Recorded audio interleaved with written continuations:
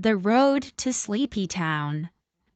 Little Boy Blue went to visit his Uncle Phil on the farm, and when night came, he lay all alone upstairs in a big bed. He was so tired that he cried, but he still couldn't sleep. He missed his mother tucking him in and giving him her good-night kiss. He thought about all the sleepy things his mother had told him to think about. He tried counting sheep jumping over a fence. He hummed a lullaby, but his eyes were still wide open when Fairy Moonbeam peered in and hummed, "Hello, little boy, in your pajamas. Are you on your way to Sleepytown?" Little Boy Blue replied in a singing way, "The harder I try to sleep, the more awake my eyes peek into the world." Then Fairy Moonbeam danced straight into the room to a painting hanging on the wall, while humming, "Some go up and some go down, all on their way to Sleepytown."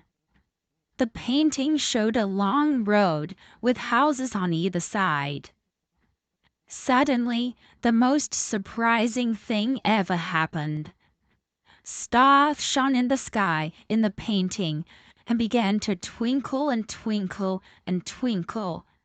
Light came out of the windows of the houses, and they began to twinkle and twinkle and twinkle.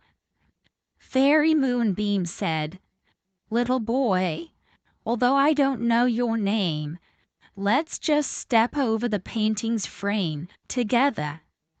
As she said that, they did.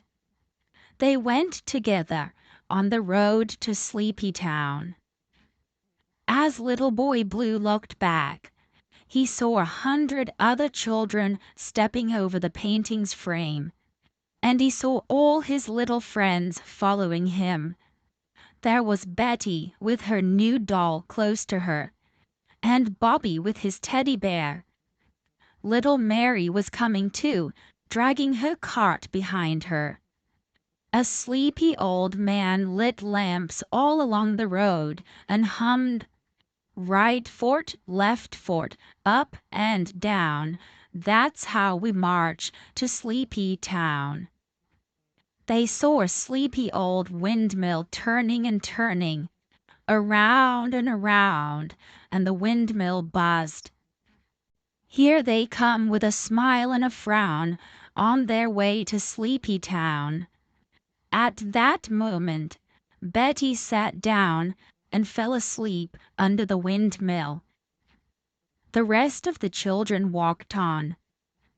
They could see the lights of Sleepytown twinkling and twinkling and twinkling in the distance. They heard the sleepy birds chirping in the trees. "Here comes a funny boy. He visits Sleepytown often." At that same moment, Billy sat under the trees and fell asleep, while the other children hurried on. They passed a sleepy little stream that murmured, "Hooray!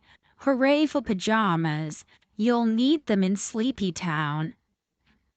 All the children, except for Little Boy Blue, sat down and started throwing pebbles into the stream, and soon they began to nod off and fell into a deep sleep. Fairy Moonbeam hummed, "The hours come, the hours go, the Sandman rocks to and fro." And sure enough, there was the sleepy old Sandman rocking back and forth in a hammock. Little Boy Blue was so tired that he crawled into the hammock next to the Sandman and fell asleep on the road to Sleepytown. The lights went out one by one in the streets and houses, and everyone began to doze off. Ring, ring, ring! A little bell rang, and Little Boy Blue looked around. The Sandman was gone. Fairy Sunshine called out, You are waking up happy, it seems. You'll finally return from the land of dreams.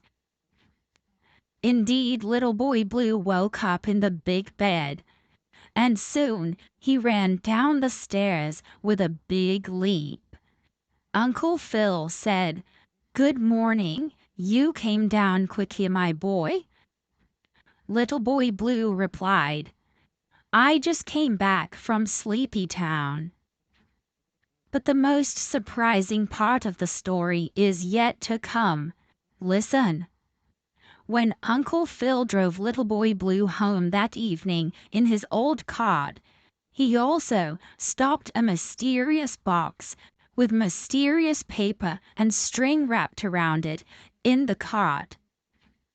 When they arrived, he handed the box to Boy Blue. Inside the box were small paper houses and small paper street lights and windmills and trees, and a tree with a hammock for the Sandman. It took Boy Blue exactly an hour to set up the little town. Uncle Phil tied a cable to it, and Boy Blue shouted with joy because every house and street light shone with a sparkling light. Uncle Phil said, "You're a little boy in pajamas, so I bought Sleepytown for you." Boy Blue thanked Uncle Phil and played for many hours with his new toy town. Fairy Moonbeam peeked through the window and hummed as she watched Boy Blue play. Every child in pajamas is on their way to Sleepytown. Her voice was sleepy, so sleepy, so incredibly sleepy that while she sang, even Uncle Phil, who was telling the story, fell asleep. All the fairies looked down and said, "They are on their way to Sleepytown."